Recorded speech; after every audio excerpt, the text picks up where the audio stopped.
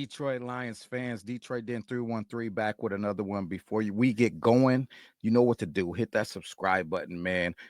We are less than 200 away from that 10K, and we told you guys we are going to go absolutely bonanzas when we get to that 10K. Similar, if you've been here, to what we did at 8K. At 10K, we've already had multiple supporters of the show donate cash or gift cards to the show to give out gifts. Steve and I have a plan to go bigger than we did last time, which was huge. So if you want to be a part of jerseys and gift cards and whatever else we decide to come up with for the 10K celebration, make sure you're hitting that subscribe button so you can be a part of it.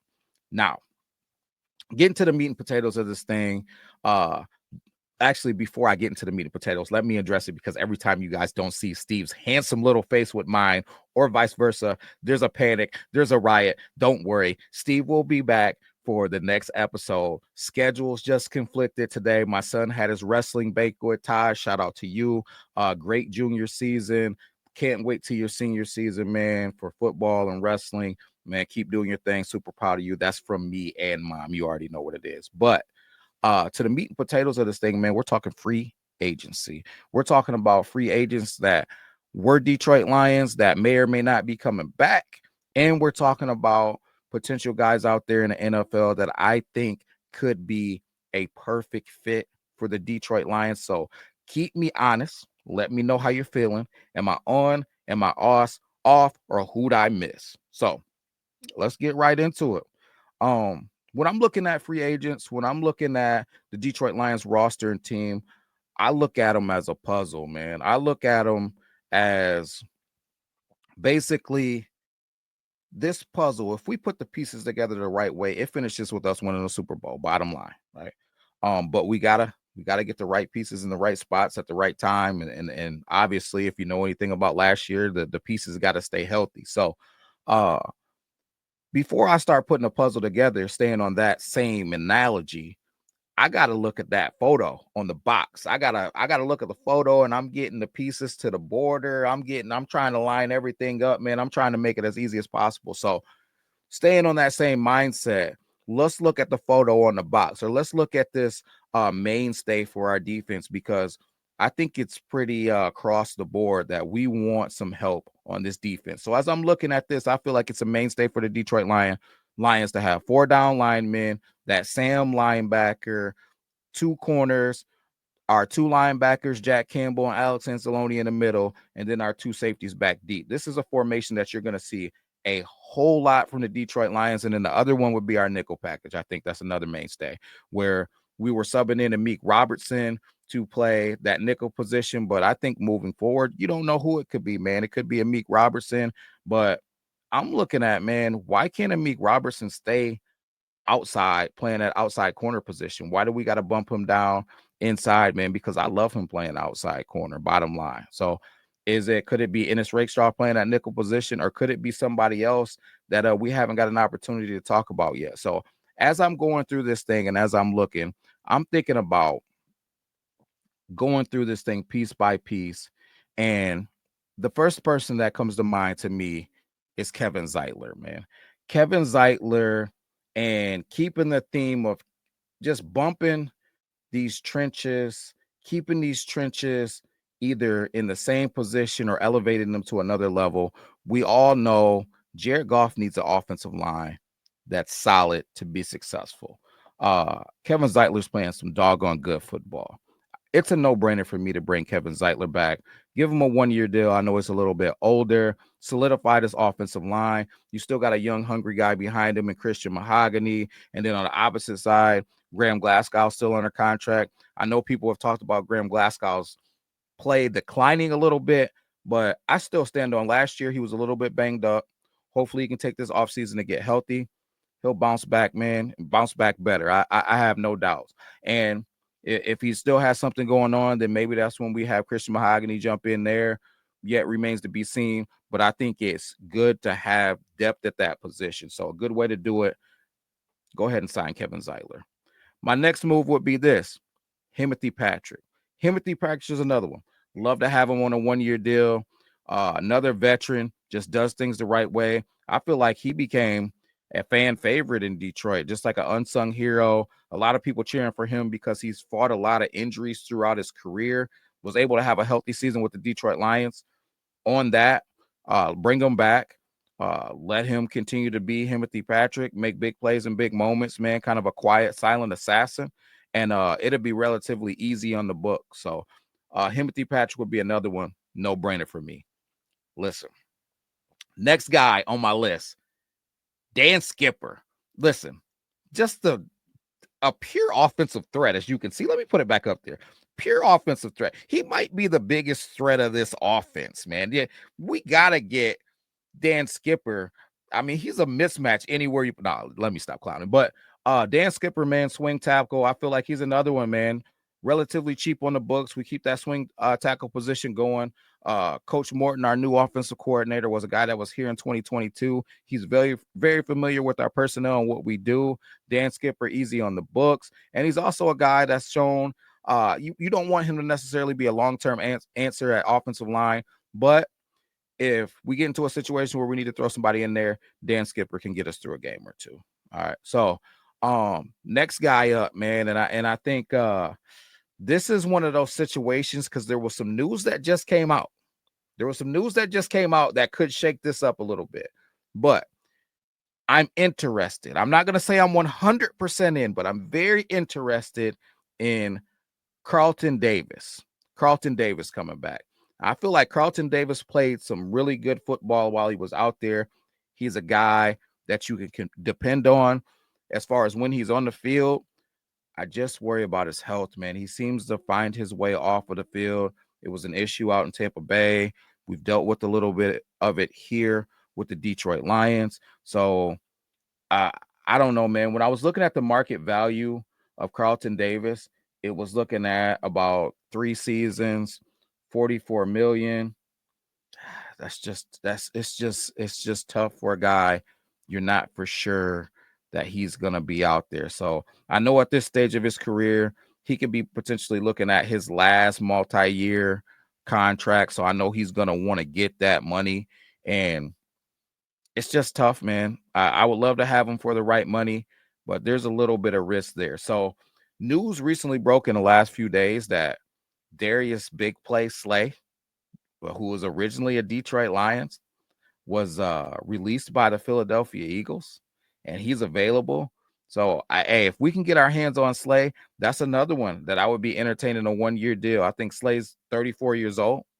Get him in here for a 1-year deal. Let him play. Let him retire a Detroit Lion. I think that would be a cool story. And how cool will it be for Darius Slay to go win a Super Bowl out in Philadelphia, get released by the team, come to the Detroit Lions, the team that drafted him, and then win a Super Bowl for the Detroit Lions. Back-to-back Super Bowls for Darius Slay. I would love to see it. I would love to see him in Detroit. Got an opportunity to sit back and watch a little bit of film on him today. He's still playing some damn good football. Big Play Slay, I'd love to have you. He's another guy, 1-year deal. So for me, I want one of the two. Get me Carlton Davis or get me Darius Slay. You guys know another guy that I was looking at was DJ Reed, but I'm hearing rumors that he's probably going to re-sign with the New York Jets. And I knew AG wasn't going to let him get out of there, man. Like once AG got that job, I figured as much that DJ Reed was probably going to rethink his thoughts, man, and probably want to stay because AG is just that type of guy. So respect there. But Carlton Davis or it's got to be Big Play Slay. Another name that was getting talked about or tossed around was Chartavius Ward from the San Francisco 49ers. He's another one I've heard rumored as a name that could be a Detroit Lions guy. He's another one that's going to be big time money. He's looking at a market value of about 3 years, 45 million, so 45 or 15 mil a year. It's not the craziest price in the world when you think that, we were giving guys like Cam Sutton, I think we were giving him 11, 12 million a year. So it's not the craziest price in the world. We got to get somebody that's solid out there. But for me, I'd probably be looking at Slay first. Let him go ahead and maybe give us a Tim friendly deal. I know he went on the Amon Ra St. Brown podcast and said, hey, listen, there's 2 main spots that I want to be. That's either Philadelphia or Detroit. So again, let him retire a Detroit Lion with a Super Bowl ring, period. So moving right along. Next guy, and I know, guys, I'm hitting these 1-year deals, but it's shown to be a Brad Holmes thing. He loves these 1-year deals. Get a couple of these guys on 1-year deals and then get them out. Even 2-year deals. Get them on 2-year deals and then get them out. He wants to keep this young core together and sign those guys, reward those guys to long-term deals, the guys that we drafted, and then surround them with pieces that are on 1-year, 2-year, 3-year deals. So another guy who's playing some doggone good football still, even though he's 75 years old, is Calais Campbell. I watched some film on Calais Campbell a couple of days ago, and my mind was blown that he is that old but still playing this good of football. He's another one. You can't give him a multi-year deal, and I don't even think he would be looking for a multi-year deal. But he is a guy who's outwardly said he's fishing for a Super Bowl at his phase of his career. So when I'm talking about putting that pieces to the puzzle together, it's about getting these pieces, man, and getting depth. So if we can get a couple of these spots filled with the 1-year deals, I think the sky is the limit, man. So this would be a guy, another one, 1-year deal guy. And I don't want all of these 1-year guys that I'm naming, but a piece here, a piece there that makes sense. And then we fill the rest of it through the draft would be very, very, a very, very big deal to me. And I believe the last 1-year deal on my list is this one, and it's a big one. Khalil Mack. Khalil Mack, the thought of having a guy for one season like Khalil Mack across from Aiden Hutchinson, still having a guy like Zadarius Smith. And I know people keep saying, hey, we might not have Zadarius Smith. Until we don't have him, then I'm going to talk about him like we have him. It doesn't make sense for me to play in a world where we don't have him and he's on our roster. So the thought of having Aiden Hutchinson and Zadarius Smith and Khalil Mack on a 1-year deal and the opportunity to go draft somebody in a draft, it's just, to me, it gives us options in the draft. And what I'm looking for in free agency right now is a path for the draft, right? There's an abundance of defensive tackles in this draft. It's not a whole bunch of edges that are going to come and impact the Detroit Lions season next year and be ready to go. I feel like there's some DTs that could be ready to go in this draft for next season. And with Aleem McNeil being out to whenever, October, November, December, we need to have a DT. So I think signing a outside edge guy will give us an opportunity to go get that DT and not be as worried about having to dip and dabble on both ends. Or you can draft a developmental edge because you solidified the edge position for the 2025-2026 season. So Khalil Mack is another one that I'd be looking at on a 1-year deal. Now, if we want to go and take a little bit of risk for a multi-year deal, you go this route. I went too fast. I went too fast. You guys wasn't supposed to see that yet. I hope you didn't see it. Now, we'll get to that. Some of you might have got excited because I got excited when I thought about it. But this is where I'm going. All right. Azeez Ojulari, right? If you want to do a multi-year deal and take a little bit of risk, right, at the edge, Azeez is a guy that's still young. He's shown that when healthy, he can be impactful on the edge. I think he's a guy, if you take Derek Barnes out and you sub him in with Azeez Ojulari, I think that you've upgraded the position potentially. Right? I think that he can do a little bit more than Derek Barnes can. But will he be healthy? Will he be available? Because Derek Barnes, I thought, was ascending. He was doing a pretty doggone good job. I just don't know that he was the true blue pass rusher that we were really wanting out of that Sam linebacker position. So might as well get into it since you guys have seen it. This is my secret weapon. I can't remember. I would shout you out. Somebody commented it yesterday, and I was like, man, I've heard nobody talking about this guy until one person commented him on our show the other day, and that is Isaiah Simmons. Isaiah Simmons was a guy that I absolutely fell in love with coming out of Clemson. And just to be absolutely honest, he's done nothing in the league. So Isaiah Simmons is a guy who has been in the league, came out in the 2020 draft, was a number 8 pick overall. And I thought that he was going to be one of the greatest players just in football for a long time. I thought he was going to be all pro. I thought he was going to be impactful. But to be honest, like I said, he hasn't done much. And I think we got to attest some of that to being in bad situations and not being utilized the right way. Uh, People have been trying to play him as an interior linebacker. I don't believe he's an interior linebacker. I don't believe he's super shock and shed, come downhill, get physical with you. He's more of a finesse player. He's more of a guy that should be blitzing, running, covering guys, covering running backs out of the backfield, covering tight ends. He's not a guy that should be just playing in the trenches. So then he got traded from the Arizona Cardinals and then went to the New York Giants, where the New York Giants started playing him at Mike linebacker. He's not a Mike linebacker. Jack Campbell is a Mike linebacker. Isaiah Simmons is not a Mike linebacker. So when I look at what he did when he came out of the combine, Isaiah Simmons ran 4.39, as you can see, a 4.51 shuttle, a darn near 40-inch vertical jump with an 11-foot broad jump. Guys are over the moon about Jahad Campbell. They're over the moon about him. His combine was better than Jahad Campbell's. Now, I will say, Jahad Campbell to me is a little bit more physical. Now, I don't know that Jahad Campbell can for real be an edge rusher, but I do feel like he's a little bit more physical than Isaiah Simmons. But I feel like Isaiah Simmons is a lot more freaky, athletic. So when I'm going back to this picture that I was talking about, all I can do is when I'm thinking about this puzzle, think about going from this D line at the top of the screen at the 30, that being Aiden Hutchinson, then going to maybe DJ Reader, and then Aleem McNeil, and then Khalil Mack, and then subbing out Derek Barnes for maybe an Isaiah Simmons. That puzzle's getting interesting. And I feel like if you go get Isaiah Simmons, last year he was on a 1-year deal with the New York Giants for $2 million. It's pennies on a dollar.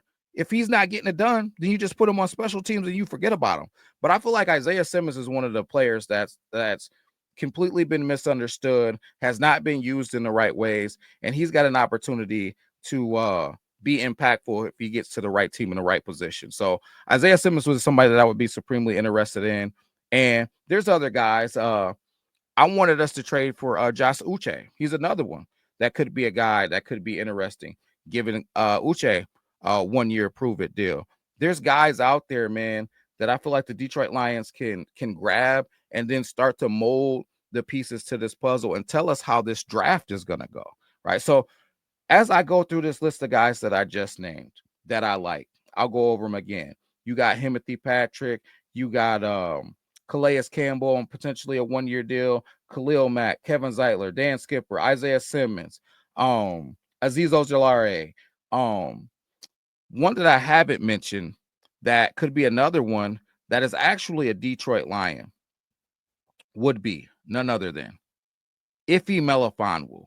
Now, this is a guy who I'm on the fence about. If he would be willing to sign a 1-year prove-it deal and not go somewhere else, I don't know what he's getting offered out there. As far as from other teams, I haven't heard what the interest level is. He's just always hurt, man. He's always hurt. But if he takes a 1-year prove-it deal, you get a guy like Isaiah Simmons on a 1-year prove-it deal. These are guys that could be freaky athletic together.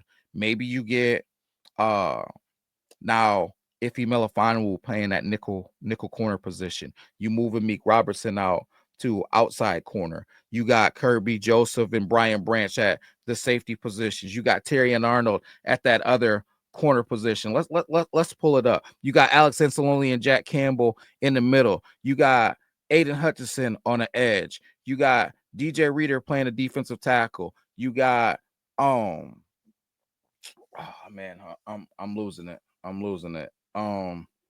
What I said DJ Reader, and then if we're coming back to the inside, there's a couple guys in this draft that I absolutely love. So in the interim of getting a lean back, maybe you got a Derek Harmon next to DJ Reader.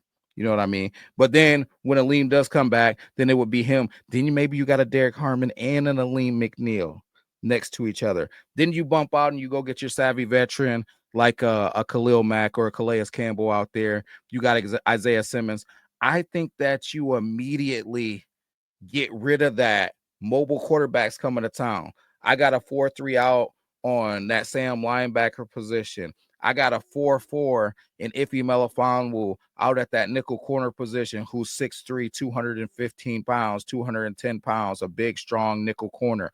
I got guys who are willing to come down and thump like Brian Branch. I got guys down for the run game like Amik Robertson. I got another guy who's strong and physical, and I feel like underrated in the run game, and Terry and Arnold. This is a strong, physical, fast, athletic, freaky team. And I've only talked about one guy. If we added a guy like Derek Harmon, and if it's not Derek Harmon, maybe it's Talik Williams. You know what I mean? Like, there's going to be defensive tackles there available. I think that we can address these edge rush positions with the guys that I'm talking about. So, who all did I throw out there? Just a little recap. Josh Uche, Aziz Ojolari, who's another one? Calais Campbell, maybe a 1-year deal.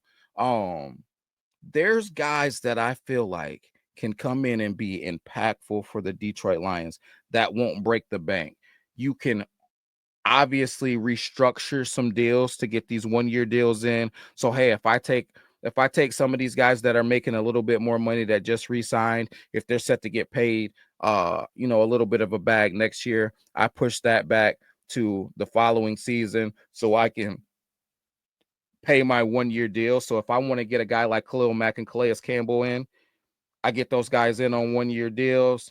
And then the cheap guys like the Kevin Zeitlers and the Dan Skippers, they're not even things that you got to worry about. Those are almost automatic. So, guys, let me know how you're feeling. Big Play Slay. Let me know how you're feeling, because I feel like this is the path coming up. March 12th. Free agency is right around the corner. These are the guys that I'm looking at. Who did I leave off of the list? Who do you think just shouldn't even be on my list? Because I'm really excited about this list, man. I think that this list has some guys that could really push us into the draft where we got choices. Because now, hey, if we got an edge, we don't have to feel pressured that we got to rush and take an edge or maybe reach for somebody. Hey, if we solidify the corner position, maybe we don't have to reach and go get a corner earlier than we want to in the second round, and maybe we can add that other edge rusher, that other defensive tackle that we might want to add, or maybe we can add an offensive piece. I just think that we can mold this free agency in a way that could have us selecting in the draft with no pressure. Not, hey, now I have to do this. And Brad Holmes already said that he's not a guy who goes by position. Hey, I need this position. He wants to draft best player available. How is he going to be able to do that? He has to get this thing right on March 12th. So, who did I miss? Derek Barnes. Do I want Derek Barnes back? I'm lukewarm. On Derek Barnes. I feel like he was doing a pretty doggone good job, but is he doing a great job? So is there, would I rather have James Pierce? Would I rather have Mike Green? Would I rather have Jahad Campbell? There's just guys in the draft that I would rather go out and get than sign Derek Barnes. Nothing against him. I think he's playing some halfway decent football. We're just at a position where our roster is that good. Like, playing doggone good football might not be enough. So, like I said, guys, leave it in the comments. Let me know how you're feeling. Steve and I will be back with another episode tomorrow.